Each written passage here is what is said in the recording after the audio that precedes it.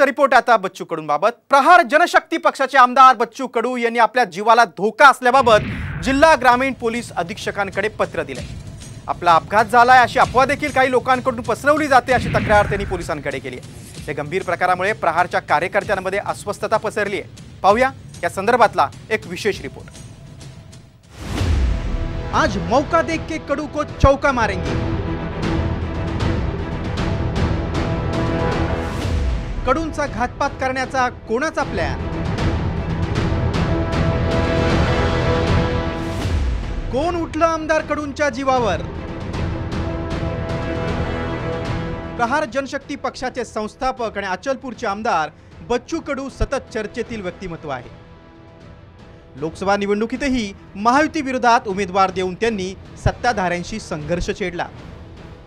लोकसभेचा धुळा शांत होत नाही तर पुन्हा अमरावतीतलं राजकीय वातावरण तापलंय।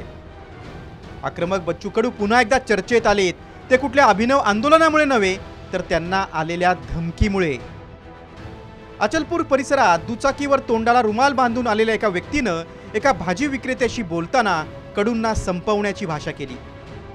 तर दुसऱ्या एका घटनेत चांदूर बाजार इथे एका हॉटेलमध्ये 3 व्यक्तींनी आज मौका देख के कडू को चौका मारेंगे असं वक्तव्य केलंय।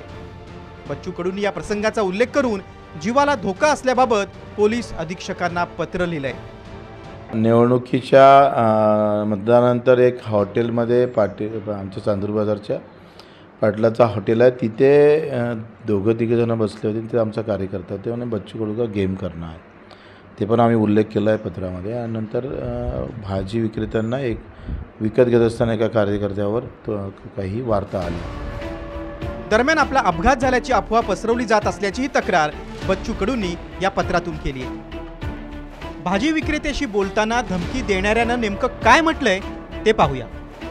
मी शिंदे साहेबांचा कट्टर कार्यकर्ता आहे। मी गडचिरोली येथे राहत असून नक्षलवाद्यांशी माझे नजीकचे संबंध आहेत।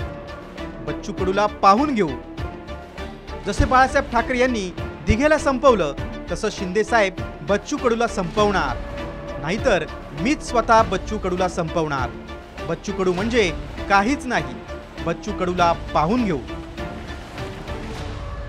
असं वक्तव्य करून अज्ञात व्यक्तीनं खिशातून मोबाईल काढून मुख्यमंत्री आणि मंत्र्यांसमवेतचा फोटो दाखवत या सर्वांचा माझ्या डोक्यावर हात असल्याचं म्हटलंय।